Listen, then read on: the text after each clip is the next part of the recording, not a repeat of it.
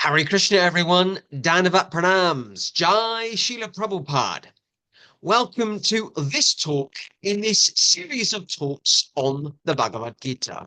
Bhagavad Gita, as it is, bite-sized talks, where every now and then we get together to read a verse from the Bhagavad Gita. I know, and we all know, that we all live very busy lives. And I am, if I'm honest, particularly bad at spending that time to read Sastra, to read from Srila Prabhupada's books. So this is an opportunity for us, at least once a month, to get together and read at least one verse from Sastra together. I hope you find these short talks helpful. As you know, how they work is I will read a verse from the Bhagavad Gita as it is, and I will then read Srila Prabhupada's purport or commentary on that verse. And then I will talk very briefly, because these talks are not about me talking. I will talk very briefly on the verse and the purport that we've just heard. And of course, as you know, we have a preference. We have a preference here at the Hare Krishna Project from only reading from Srila Prabhupada's original Bhagavad Gita, or his original 1972 Macmillan edition. It's the last authorized version of the Bhagavad Gita as it is by Srila Prabhupada himself while he was still physically present with us on the planet. And as you probably worked out by now, because I plug it a lot, here at the Hare Krishna Project, we actually sell copies of Srila Prabhupada's original books. We sell them because we want to distribute this original nectar. And actually, I've got a lovely fresh copy here back from the printers. So check out our website, click on the shop button, and you will see the selection of Srila Prabhupada's original books that we have available. Okay, here we go. So this month's reading or verse is from Bhagavad Gita as it is, chapter 12. We're up to chapter 12, verse 10. So this is verse 10. And as most of you, I'm sure, are aware, the Bhagavad Gita as it is a discourse. It's a conversation between Lord Krishna, God himself, the Supreme Person, and his friend and disciple Arjuna.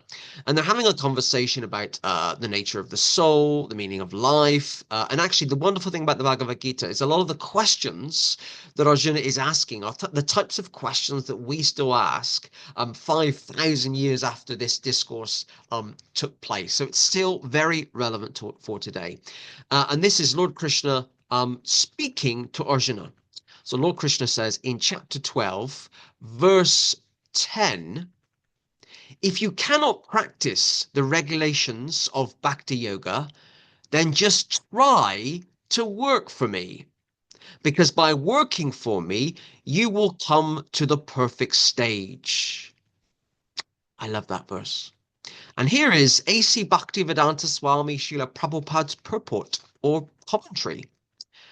One who is not able even to practice the regulated principles of Bhakti Yoga under the guidance of a spiritual master can still be drawn to this perfectional stage by working for the Supreme Lord. How to do this work has already been explained in the 55th verse of the 11th chapter. One should be sympathetic to the propagation of Krishna consciousness. There are many devotees who are engaged in the propagation of Krishna consciousness, and they require help. So even if one cannot directly practice the regulated principles of bhakti yoga, he can try to help such work. Every endeavor requires land, capital, organization, and labor. Just as in business, one requires a place to stay, some capital to use, some labor, and some organization to expand. So the same is required in the service of Krishna. The only difference is that in materialism, one works for sense gratification. The same work, however, can be performed for the satisfaction of Krishna, and that is spiritual activity.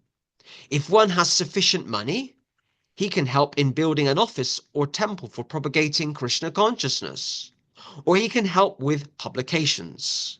There are various fields of activity, and one should be interested in such activities.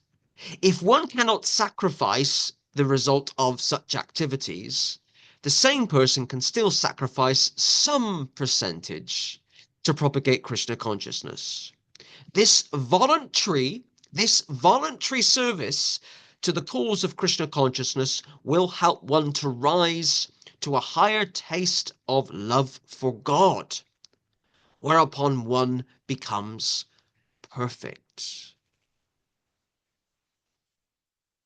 We ran a campaign last year, a kind of a marketing communications campaign here at the Hare Krishna Project. It might have been the year before last, actually, called Just Add Krishna. And it was a campaign where we were keen to show ordinary, everyday people that Krishna consciousness isn't necessarily about giving up things. The primary focus of Krishna consciousness, and you'd be forgiven for thinking this, isn't about following rules and regulations. The primary focus of Krishna consciousness is about adding Krishna to your life and putting Krishna first.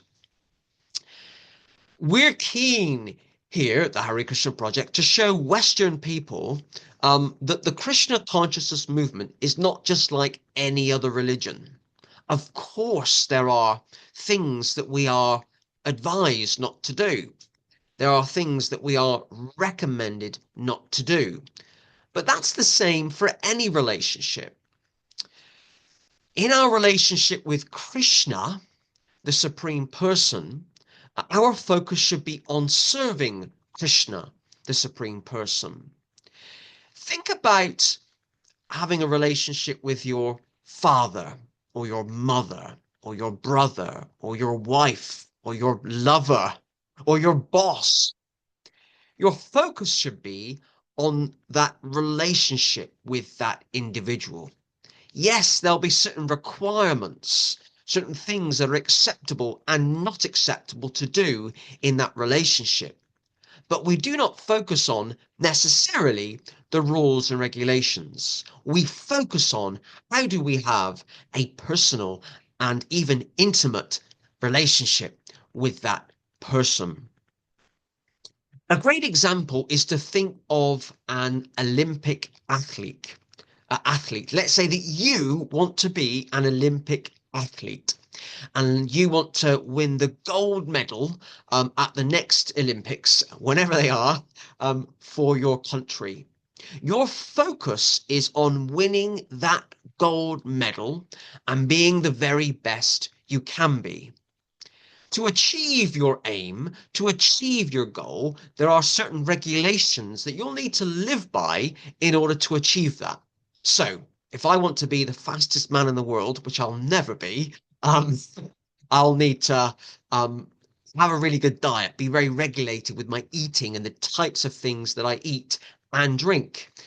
Get up early in the morning, live a very kind of the word that we would use would be sattvic life. Rise early in the morning, focus on exercise, maybe even meditation, and also timekeeping. Things like timekeeping is really important. All those things that you follow, like eating a good diet, getting up early in the morning, plenty of exercise, they help us, or they would help you if you want to go on and win a gold medal. But your focus is on winning the gold medal. It's not on those rules, regulations that you kind of need to follow to get there. What I love about this verse and what I love about Prabhupada's purport is it shows that even if you're struggling to follow the requirements that are required of us to have that relationship with Krishna, do not worry. Just try your hardest. Just try your best. Whatever you can do it for Krishna.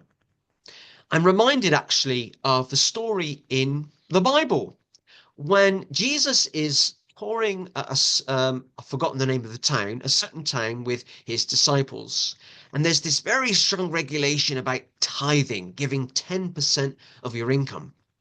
And Jesus' disciples saw this elderly woman put just a few pennies into the collection pot at the temple. And of course, the disciples wanted to criticize this old woman and say, well, she's not giving 10% of her income. And Jesus said, she has given everything she has. She has given honesty and honestly. This verse, Krishna speaking himself, shows us as long as we try our best, as long as we try our best, that will be good enough. Krishna can see into our heart. He can literally read our minds, and he knows when we are trying our best. The focus of living a life of bhakti-yoga, the focus of living a life of Krishna consciousness, as outlined in Prabhupada's purport, is literally to put the Supreme Person, to put God first. To put God first. Put Krishna first, and your life will be perfect. When you look at Prabhupada's earthly ministry, when you look at his time on earth, or certainly in the West, between 1965 and 1977, he showed us so many ways that we can put Krishna first by chanting the Hare Krishna mantra, the names of God, the names of the Lord, over and over again, by offering our food to God first, so it becomes prasadam, by maybe setting up an altar and installing deities in our home. So the focus on Krishna, is always there in our home, in reading Sastra or scripture. And we're taught by Prabhupada and other teachers as well that Krishna is non-different. Krishna is non-different from Srimad Bhagavatam, from Bhagavad Gita. Krishna is there chanting, um, offering our food so it becomes prasadam, setting up an altar, reading Sastra, and also hanging out with other like-minded people, other devotees. These are all ways, these are all ways that we can try, to put Krishna first in our Krishna conscious lives. I love this verse. It shows that even if you are struggling, just try. Just try your hardest. Bhagavad Gita, chapter 12, verse 10. In that, Krishna says, if you cannot practice the regulations of bhakti yoga, then just try to work for me, because by working for me, you will come to the perfect stage. Hare Krishna.